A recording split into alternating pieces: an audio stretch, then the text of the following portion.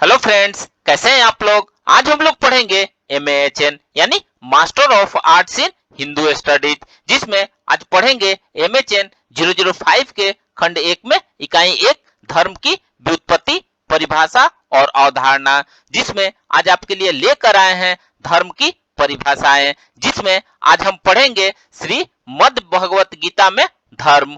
तो video start करने से पहले जो भी फ्रेंड्स हमारे चैनल पे नए आए हैं, कृपया चैनल को सब्सक्राइब कर लें और बेल आइकन को प्रेस कर दें, ताकि जो भी लेटेस्ट वीडियो हमारे चैनल पे आए वो सबसे पहले आपको मिल सके। तो आइए ज्यादा टाइम को न लेते हुए चलते हैं अपने टॉपिक पर। धर्म की व्युत्पत्ति, परिभाषा और अवधारणा में श्रीमद् भगवत गीता में धर्म के बारे में पढ़ते हैं।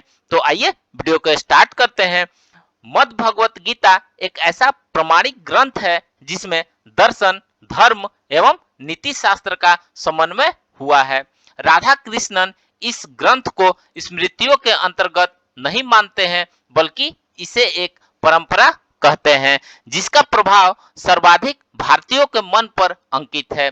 गीता के संदेशों का क्षेत्र सार्वभौम है। यह प्रचलित हिंदू धर्म का दार्शनिक आधार है। इसके रचयिता गहरी संस्कृति वाले हैं, जो कि समालोचक न होकर सर्वग्राही है। वह किसी धार्मिक मत का नेता नहीं है। उनका उपदेश किसी संप्रदाय विशेष के लिए नहीं है। उन्होंने अपना कोई संप्रदाय स्थापित नहीं किया, किंतु मनुष्य मात्र के लिए उसका निर्दिष्ट मार्ग खुला हुआ है। सब प्रकार की उपासना पद्धतियों के साथ उसकी सहानुभूति है, और इसलिए हिंदू धर्म अपनी संस्कृति को भिन्न भिन्न विभागों में विभक्त करने की इच्छा नहीं रखता है, और न ही अन्य विचारों की विधियों के प्रति खंडनात्मक भाव रखना चाहता है। भारतीय परंपरा में भागवत धर्म, जैन धर्म और बौद्ध धर्म की अपनी विशिष्ट प्रणाली रही है। दर्शन और धर्म दोनों दृष्टियों से गीता बौद्ध तथा जैन धर्म की अपेक्षा अधिक परिपूर्ण माना जाता है, क्योंकि बौद्ध जैन में निषेधात्मक पक्ष पर आवश्यकता से कहीं अधिक बल दिया गया है। राधा कृष्णन के शब्दों में गीता जहां एक ओर बौद्ध धर्म के नैतिक सिद्धांतों को स्वीकार करती है, वहीं दूसरी ओर बौद्ध धर्म के निषेधात्मक अध्यात्म शास्त्र को संकेतों द्वारा दूषित भी ठहराती है, क्योंकि गीता के संपत्ति में वही सब प्रकार की नास्तिकता एवं भ्रांति की जड़ है। गीता का संबंध प्राचीन परंपरा के अधिक अनुकूल है, और इसलिए भारत में गीता जैन धर्म, बौद्ध धर्म आदि की अपेक्षा अधिक सफल एवं भाग्यशाली रहा है। गीता में धर्म शब्द अनेक व्यंजनाओं के माध्यम से वर्णित किया गया है। इनमें स्वधर्म, युग धर्म, शाश्वत धर्म, धर्मान शब्द उल्लेखनीय है।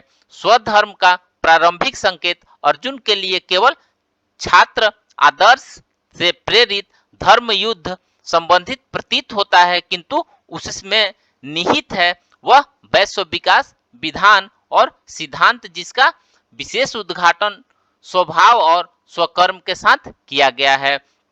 उसकी नरसैंगिक व्यवस्था से उनके स्वभाव में निहित अंतः प्रकृति के अधीन है। उसी से उसका स्वकर्म और स्वधर्म निर्धारित होता है। गीता के इस प्रसंग में अत्यंत विशाल योग्यता तथा क्षमता के अनुसार उसके विशेष धर्म को अत्यंत महत्वपूर्ण बनाती है, क्योंकि प्रत्येक व्यक्ति का विकास उसके अंतः प्रकृति के अनुसार होता है। आचरित धर्म निर्देशन के इस प्रसंग में स्वधर्म का अभिप्राय स्वभाव से उत्पन्न स्वकर्म, स्वभावज कर्म का उद्घाटन प्रतीत होता है। इन कर्मों को भी गीता में विस्तार से व्याख्यायित किया गया है, जहां सम, दम, तय, सूचि, शांति, आर्जव, ज्ञान, विज्ञान, आस्तिक इत्यादि स्वभावज ब्रह्म कर्म, शौर्य, तेज धृति, दक्षता, दान, ऐश्वर्य आदि छात्र कर्म, कृषि, गोरक्षा, वाणिज्य इत्यादि स्वभावज वैश्य कर्म तथा परिचर्यात्मक स्वभावज शूद्र कर्म के वर्णन में एक अत्यंत गहन तथा तथ्य का उद्घाटन प्रस्तुत है। इस प्रकार गीता धर्म पालन द्वारा व्यक्तित्व विकास का वैश्विक विधान प्रस्तुत करता है। शायद इसलिए गीता का आदेश भी है। गीता में स्वधर्म तथा स्वभाव का केंद्र भी स्वयं ही है, जो तात्विक भी है तथा संभूयात्मक भी, जिसमें आत्मबोध भी है, आत्म सामर्थ्य भी है, वह साक्षी भी है और भोक्ता भी।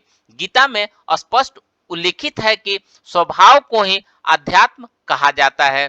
गीता द्वारा प्रतिपादित यह सिद्धांत कि व्यक्तियों के स्वभाव में कुछ भिन्नता है और कुछ स्थायित्व शाश्वत स्वभाव के संभूत्यात्मक स्वभाव के अनुसार ही प्राप्त किया जा सकता है। इस सिद्धांत के समर्थन में राधा कृष्णन की पंक्तियां प्रस्तुत की जा सकती है। गीता इस विचार को प्रशय देती है कि भिन्न भिन्न मार्ग आध्यात्मिक प्राप्त करने के लिए विहित हो सकते हैं, जैसे कुछ नैतिक जीवन की उलझनों के मार्ग से, दूसरे बुद्धि में उत्पन्न संशयों के द्वारा और तीसरे पूर्णता की प्राप्ति के लिए जो भावनामय मांग मनुष्य के अंदर उत्पन्न होती है, उसके कारण आध्यात्मिक ज्ञान की ओर प्रवृत्त होते हैं। तो फ्रेंड्स, इस प्रकार से आज हमने धर्म की व्युत्पत्ति, परिभाषा और अवधारणा में श्रीमद् भगवत गीता में धर्म के बारे में पढ़ा। तो मिलते हैं एक नए वीडियो के साथ में, तब तक से हमारे चैनल पे बने रहिए। धन्यवाद।